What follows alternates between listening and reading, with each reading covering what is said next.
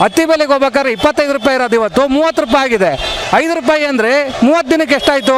ಒಬ್ಬ ಮನೆ ಹೆಣ್ಮಗಳಿಗೆ 2,000 ರೂಪಾಯಿ ಕೊಟ್ಟು ಈ ರೀತಿಯ ಹಿಂದೋರಿಂದ ಅವ್ರ ಮನೇಲಿ ಮಕ್ಕಳು ಇಬ್ಬರು ಗಂಡು ಮಕ್ಳು ಇರ್ತಾರೆ, ಒಬ್ಬ ಯಜಮಾನ ಇರ್ತಾನೆ, ಅವರಿಂದ ವಸೂಲಿ ಮಾಡಬೇಕು ಅಂದರೆ ಯಾಕೆ ನೀವು ಬಿಟ್ಟಿ ಭಾಗ್ಯ ಕೊಡ್ತೀರಾ? ಎಚ್ಚೆತ್ಕೊಂಡು ಇವತ್ತೆಲ್ಲ ನಾಗಾಲ್ಯಾಂಡ್ ಕಡೆ ಎಲ್ಲ ಇವತ್ತು ನಮಗೆ ಬಿಟ್ಟಿ ಭಾಗ್ಯ ಬೇಡ ಅಂತೇಳಿ ಜನಗಳು ರಸ್ತೆಗಿಳಿದಿದ್ದಾರಂತೆ. ಇನ್ನು ಸ್ವಲ್ಪ ದಿನದಲ್ಲೇ ಕರ್ನಾಟಕದ ಜನ ಸಮೇತ ಬೀದಿಗಿಳಿಯೋದ್ರಲ್ಲಿ ದೂರ ಇಲ್ಲ ಅಂತ ನಾವು ಹೇಳ್ಬೋದು. ಎಲ್ಲಿ ನೋಡಿ ರಸ್ತೆ ಗುಂಡಿಗಳು. ಇವತ್ತೊಂದು ಗಾಡಿ ಹೊಸ ಗಾಡಿ ತಗೊಂಡು ಮನೆಗೆ ಹೋಗೋವಂಥ ಪರಿಸ್ಥಿತಿ ಇಲ್ಲ, ಆ ರೀತಿ ಇವತ್ತು ತಂದಿಟ್ಟಿದ್ದಾರೆ. ಇವರೆಲ್ಲ ರಾಜಕಾರಣಿಗಳು ಅಲ್ಲೇನೋ ವಿಧಾನಸೌಧದೊಳಗಡೆ ಗಲಾಟೆ ಮಾಡ್ತಾರೆ, ರಾತ್ರಿ ಒಂದೇ ಪಬ್ಬು ಬಾರಲ್ಲಿ ಕುಡಿತಾರೆ, ಕುತ್ಕೊತಾರೆ. ಇಂಥ ನನ್ನ ಮಕ್ಕಳು ತಗೊಂಡು ನಾವು ಏನು ಮಾಡೋಕ್ಕಾಗುತ್ತೆ? ಈಗ ನಮ್ಮ ಜನಗಳ ಕತೆ ಏನಾಗಿದೆ ಅಂದರೆ, ನಮ್ಮಲ್ಲೆಲ್ಲ ಹಳೆ ಕಾಲದ ಗಾದೆ ಇತ್ತು ಒಂದು, ವರ್ಷನ ವಾರದ ಅನ್ನೋದಕ್ಕೋಸ್ಕರ ವರ್ಷದ ಅನ್ನ ಕಳ್ಕೊಂಡ್ರು ಅನ್ನೋ ಥರ. ಇವತ್ತು ಏನಾಗಿದೆ ನೋಡಿ, ವಾರದ ಅನ್ನ ಹುಡ್ಕೊಂಡು ಇವತ್ತು ಎಲ್ಲ ಬಿಟ್ಟಿ ಭಾಗ್ಯಾಗಿ ಇವತ್ತು ಓಟ್ ಹಾಕ್ಬಿಟ್ಟು ಕರ್ಮಕ್ಕೆ ಬಸ್ಸಿನ ದರ ಏರಿಕೆ, ಹಾಲಿನ ದರ ಏರಿಕೆ, ಜನಸಾಮಾನ್ಯರು ಬದುಕೋಂಗೇ ಇಲ್ಲ. ಆಮೇಲೆ ಇವತ್ತು ಶಾಲಾ ಮಕ್ಕಳು ರೀ, ನಮ್ಮದೆಲ್ಲ ಮಲೆನಾಡು ಸೈಡು ಶಾಲಾ ಮಕ್ಕಳಿಗೆ ಬಸ್ಗಳಿಲ್ಲ. ಆಮೇಲೆ ಇವತ್ತು ನೋಡಿ ಬೆಂಗಳೂರಲ್ಲಿ ಅರ್ಧ ಟ್ರಾಫಿಕ್ ಆಗ್ತಿರೋದೆ, ಆ ಬಸ್ಗಳು ರಿಪೇರಿ ಮಾಡ್ಸೋಕ್ಕೆ ಕಾಸಿಲ್ಲ. ಇವತ್ತು ಅಂಥ ಪರಿಸ್ಥಿತಿ ತಂದಿಟ್ಟಿದ್ದಾರೆ. ಇನ್ನೂ ನಾವು ಈ ಬಿಟ್ಟಿ ಭಾಗ್ಯಕ್ಕೆ ಒತ್ಕೊಂಡ್ರೆ ಹೆಂಗೆ?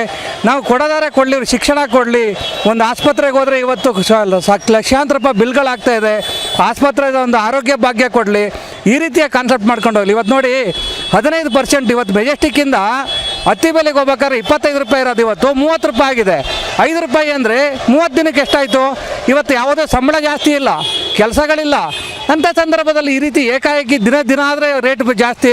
ಇವತ್ತು ಈ ರೀತಿ ಮಾಡೋದಕ್ಕಿಂತ ಯಾಕೆ ಬೇಕಿತ್ತು ಭಾಗ್ಯ ನಮಗೆ? ಇವರು ಏನೋ ಒಂದು ಹೇಳೋದು, ಯಾರೋ ನೋಡಿ ಒಬ್ಬ ಮನೆ ಹೆಣ್ಮಗಳಿಗೆ 2,000 ರೂಪಾಯಿ ಕೊಟ್ಟು ಈ ರೀತಿಯ ಹಿಂದೋರಿಂದ ಅವ್ರ ಮನೇಲಿ ಮಕ್ಕಳು ಇಬ್ಬರು ಗಂಡು ಮಕ್ಳು ಇರ್ತಾರೆ, ಒಬ್ಬ ಯಜಮಾನ ಇರ್ತಾನೆ, ಅವರಿಂದ ವಸೂಲಿ ಮಾಡಬೇಕು ಅಂದರೆ ಯಾಕೆ ನೀವು ಬಿಟ್ಟಿ ಭಾಗ್ಯ ಕೊಡ್ತೀರಾ? ಇದರ ವಿರುದ್ಧ ನಾವೆಲ್ಲ ಜನಸಾಮಾನ್ಯರು ಖಂಡಿಸ್ತೇವೆ, ಇದನ್ನು ಖಂಡಿಸಲೇಬೇಕಾಗುತ್ತೆ. ಇನ್ನೆಲ್ಲ ಜನಗಳು ಸಹ ಇನ್ಮೇಲೆ ಎಚ್ಚೆತ್ಕೊಂಡು ಇವತ್ತೆಲ್ಲ ನಾಗಾಲ್ಯಾಂಡ್ ಕಡೆ ಎಲ್ಲ ಇವತ್ತು ನಮಗೆ ಬಿಟ್ಟಿ ಭಾಗ್ಯ ಬೇಡ ಅಂತೇಳಿ ಜನಗಳು ರಸ್ತೆಗಿಳಿದಿದ್ದಾರಂತೆ. ಇನ್ನು ಸ್ವಲ್ಪ ದಿನದಲ್ಲೇ ಕರ್ನಾಟಕದ ಜನ ಸಮೇತ ಬೀದಿಗಿಳಿಯೋದ್ರಲ್ಲಿ ದೂರ ಇಲ್ಲ ಅಂತ ನಾವು ಹೇಳ್ಬೋದು. ಬಸ್ಸನ್ನು ಫ್ರೀ ಬಿಟ್ಟಿದ್ದು ಮಹಿಳೆಯರಿಗೋಸ್ಕರ ಸರ್, ಅದು ಕೂಡ ಎಲ್ಲ ಒಂದು ಕಡೆ ಅದನ್ನು ನಿಲ್ಲಿಸ್ಬೇಕು ಅನ್ನೋ ಒಂದು ಚರ್ಚೆ ಕೂಡ ನಡೀತಿದೆ. ಅಲ್ಲ ರೀ, ಇವಾಗ ಫ್ರೀ ಏನು ಬಸ್ ಬಿಟ್ಟಿದಾರಲ್ಲ, ಜನಗಳಿಗೆ ಗೊತ್ತಿರಲಿ.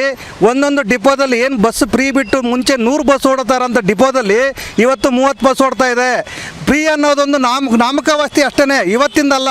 ಯಾವಾಗ ಫ್ರೀ ಭಾಗ್ಯ ಬಂತು ಅವತ್ತಿಂದಲೂ ಅಷ್ಟೇ 100 ಇರೋದಲ್ಲಿ 30 ಬಸ್ಸನ್ನು ಓಡಿಸ್ಬಿಟ್ಟು ಫ್ರೀ ಅಂತ ಮೂಗಿಗೆ ತಪ್ಪಿಸೋರ್ತಾರೆ. ಇದನ್ನು ನಾವು ಜನಸಾಮಾನ್ಯರಾಗಿರ್ಬೋದು, ಮಹಿಳೆಯರಾಗಿರ್ಬೋದು, ಅವ್ರಿಗೆ ಖಂಡಿಸಬೇಕು. ಆಮೇಲೆ ಇವತ್ತು ನೋಡ್ರಿ, ಒಂದು ಮಗುನ ಇವತ್ತು ಸರ್ಕಾರಿ ಶಾಲೆಗೆ ಸೇರಿಸಿದ್ರೆ ಅದು ದುಡ್ಡು ಬೇಡ. ಅದೇ ಇವತ್ತು ಸರ್ಕಾರಿ ಶಾಲೆಗಳನ್ನು ಮುಚ್ಚಿಬಿಟ್ಟು ಇವತ್ತು ಖಾಸಗಿ ನಾಯಿ ಕೋಡೆ ಇವತ್ತು ನಾವೇನು ಹೇಳ್ತೇವೆ ಅಂದರೆ 2,000 ರೂಪಾಯಿ ನೀವು ಕೊಡ್ತೀರಾ. ಒಂದು ಮಗುನ ಟ್ಯೂಷನ್ಗೆ ಹೋಗಬೇಕು ಅಂದ್ರೆ 15,000 ಟ್ಯೂಷನ್ ಫೀಸ್ ಕೇಳ್ತಾ ಇದ್ದಾರೆ.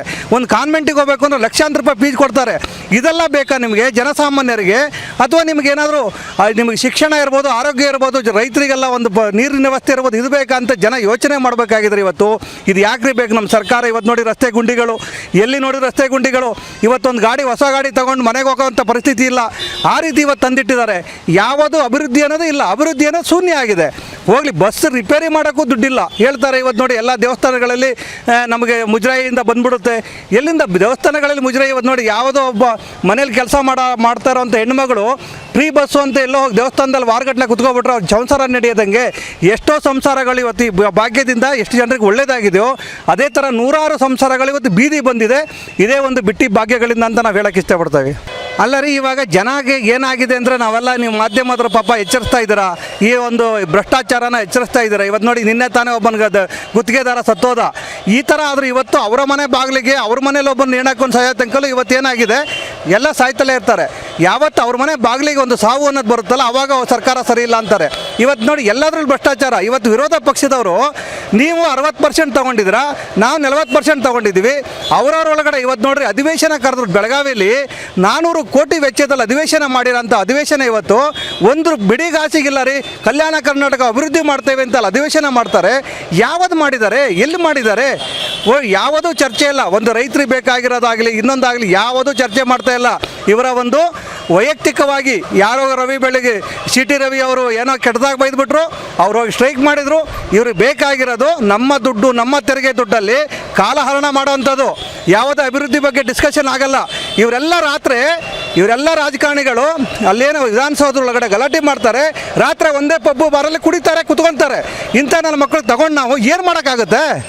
ಇವತ್ತು ಇಂಥ ಪರಿಸ್ಥಿತಿಯಲ್ಲಿ ನಾವೆಲ್ಲ ಇದ್ದೇವೆ. ಜನಸಾಮಾನ್ಯರಿಗೆ ಬಿಟ್ಟಿ ಭಾಗ್ಯಗಳಿಗೆ ನೀವೇ ಧಿಕ್ಕರಿಸಿ ನನಗೆ ನೋಡಪ್ಪ ನಾನು ತಾಕತ್ತಾಗಿದ್ದೀನಿ, ನನ್ನ ಕೈ ಕಾಲು ಗಟ್ಟಿ ಇದೆ, ನಾನು ಇವತ್ತು ಸಂಪಾದನೆ ಮಾಡ್ತಾನೆ, ಯಾವಂಥ ಬಿಟ್ಟಿಯಲ್ಲಿ ನಾವು ಬಸ್ಸಿಗೆ ಹೋಗೋದು ಬೇಡ ಅಂತ ಮಹಿಳೆಯರು ಸಹ ಚಕ್ಕರ ಎತ್ತಬೇಕು. ನೀನು ಕೊಡಂಗಿದ್ರೆ ನೋಡು ನನ್ನ ಮಗಗೆ ಒಂದು ಒಳ್ಳೆ ಶಿಕ್ಷಣ ಕೊಡು. ಇವತ್ತೊಂದು ಖಾಸಗಿ ಆಸ್ಪತ್ರೆಗೆ ಹೋದ್ರೆ ಹೆಣ ಡೆಡ್ ಬಾಡಿ ಇಟ್ಕೊಂಡು ದುಡ್ಡು ಮಾಡ್ತಾರೆ. ಎಲ್ಲಿಂದ ಮಾಡ್ತಾರೆ ಹೇಳಿ? ಡೆಡ್ ಬಾಡಿ ಇಟ್ಕೊಂಡು ಇನ್ನೂ ಜೀವ ಇದೆ ಅಂತ ಹೇಳ್ಬಿಟ್ಟು ಅದೇನೋ ಒಂದು ವೆಂಟಿಲೇಟರ್ ಹಾಕ್ಬಿಟ್ಟು ಉಸಿರಾಡಿಸ್ತಾರೆ. ಇಂಥ ಪರಿಸ್ಥಿತಿಯಲ್ಲಿ ಇದ್ದಾಗ ಯಾಕ್ರಿ ಬೇಕು ಬಿಟ್ಟಿ ಭಾಗ್ಯ? ಒಂದು ಸರ್ಕಾರಿ ಆಸ್ಪತ್ರೆಯಲ್ಲಿ ಹೋದರೆ ಅಲ್ಲಿಂದ ಅಲ್ಲಿ ಕಲೆಕ್ಷನ್ನು, ಸರ್ಕಾರಿ ಆಸ್ಪತ್ರೆ ಅವರು ಅಲ್ಲಿ ಬರ್ಕೊಡ್ತಾರೆ. ಯಾವ ಪ್ರೈವೇಟ್ ಆಸ್ಪತ್ರೆಗೆ ಯಾವನ್ ಕಮಿಷನ್ ಜಾಸ್ತಿ ಕೊಡ್ತಾನೆ ಅವನಿಗೆ ಬರ್ಕೊಟ್ಬಿಟ್ಟು ಕಳಿಸ್ತಾರೆ. ಇದೆಲ್ಲ ಸರಿ ಆಗಬೇಕಾ? ಬರೀ ನಿಮಗೆ ಬಸ್ಸು ಅಲ್ಲಿ ಓಡಾಡ್ಬಿಟ್ಟು ಯಾರೋ ಒಂದು 10 ಜನರಿಗೆ ಒಳ್ಳೇದಾಗೋದಕ್ಕೋಸ್ಕರ ಇಡೀ ನಮ್ಮ ದೇಶ ನಮ್ಮ ರಾಜ್ಯನೇ ಹಾಳು ಮಾಡಬೇಕಂತ ಜನಸಾಮಾನ್ಯರು ಇವತ್ತು ಯೋಚನೆ ಮಾಡಬೇಕಾಗಿದೆ.